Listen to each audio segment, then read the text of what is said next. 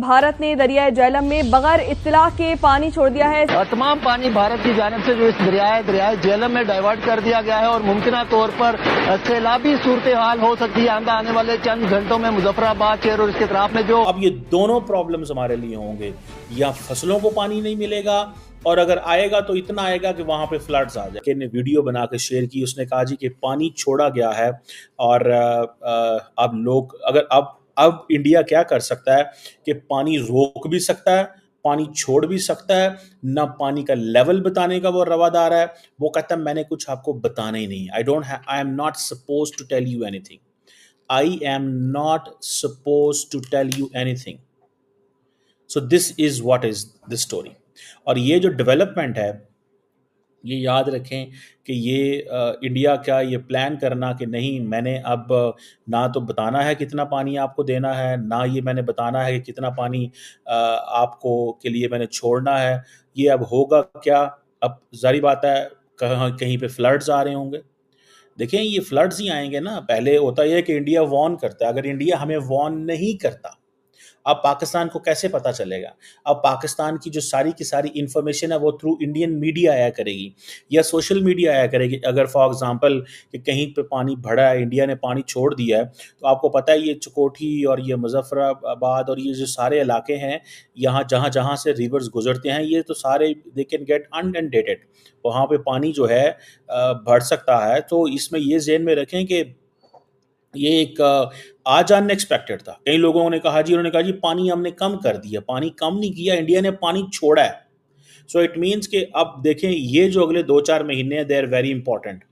पाकिस्तान में ज़्यादा सैलाब आ सकते हैं, आपको पता है। और वो किस तरह सैलाब आ सकते हैं कि पहले इंडिया पानी स्टोर करता था, जितना उसको स्टोर करना होगा वो स्टोर करेगा, बाकी वो छोड़ देगा, क्योंकि we are a lower riparian country, India is an upper riparian country.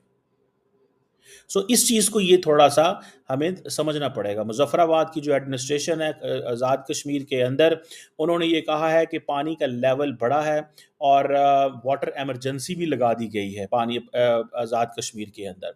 और कुछ ये भी कहा गया है कि ये जो यकदम पानी के बढ़ने से वहाँ पे जो लोग हैं उनके अंदर काफ़ी पैनिक हुई है। और चकोटी की डिस्ट्रिक्ट और अनंतनाग और इस तरह ये जो डिस्ट्रिक्ट्स हैं वहाँ पे इसको देखा गया है।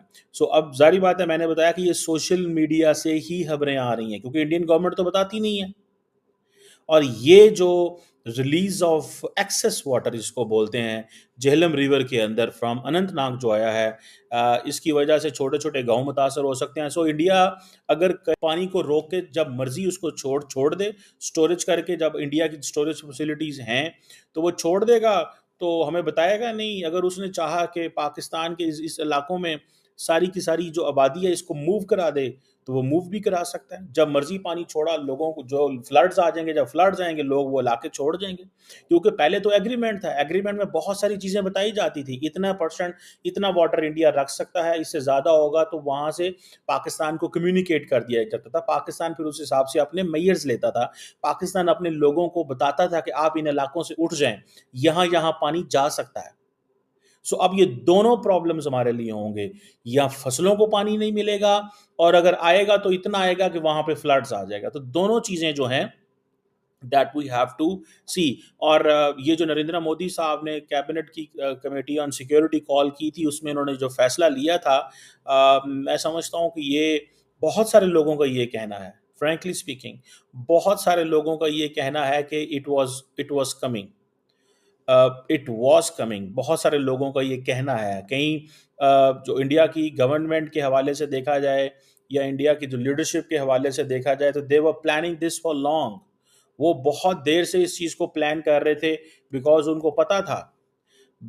उनको ये पता था कि हमारे पास ऑप्शंस हमारे पास होने चाहिए। We should have the options. और ये नहीं समझ आई तो पाकिस्तान को नहीं आई। Pakistan didn't make sufficient arrangements. हमारी इधर कायद-ए-आज़म यूनिवर्सिटी इस्लामाबाद के एक प्रोफेसर हैं, doctor Raja Qaiser Ahmed, by chance वो मेरे क्लास फेलो भी हैं, पीएचडी प्रोफेसर हैं। उन्होंने बहुत पहले एक आर्टिकल लिख दिया था। वो आर्टिकल उन्होंने Pakistan institute for parliamentary services पिप्स में लिखा था सितंबर 2019 में, जिसमें उन्होंने कहा था Kashmir mayhem and Pakistan policy, कि पाकिस्तान को क्या करना चाहिए। आर्टिकल 370 की को जब रिवोक किया इंडिया ने, और उसके बाद इंडिया ने वहाँ पे अपनी मर्जी से चेंजेस की, तो उन्होंने ये सोचा कि किस तरह की सिचुएशन डेवलप हो सकती है। उन्होंने सोचा कि ये किस तरह की सिचुएशन जो है वो डेवलप हो सकती हैं। सो ये आप समझ लें कि ये जो पहलगाम के अंदर वाक़या हुआ, उसके बाद आप देखें कि इंडिया उन्होंने ये प्रेडिक्ट किया था, डॉक्टर राजा कैसर ने, कि इंडस वाटर ट्रीटी की सस्पेंशन अनाउंस हो सकती है। Even if it is an international agreement, अगर इंडिया विड्रॉ कर सकता है 370-35 से, और अगर तो इससे भी विड्रॉ कर सकता है। और पानी जो है, that remember one thing guys, pani is going to be India's strategic lever. पानी इंडिया का स्ट्रेटेजिक लीवर है, और ये चीजें जो हैं इसके बाद इंडिया नेगोशिएशंस की तरफ जाएगा। इंडिया नेगोशिएशंस पाकिस्तान को इस मुश्किल तरीके से टेबल पे लेके आएगा, और फिर वो इंडस वाटर ट्रीटी 2 ऑफर करेगा। इंडस वाटर ट्रीटी 2 जो इंडिया है वो इसको ऑफर करेगा, जिससे जारी बात है नया वाटर शेयरिंग अरेंजमेंट जो है वो सामने आएगा।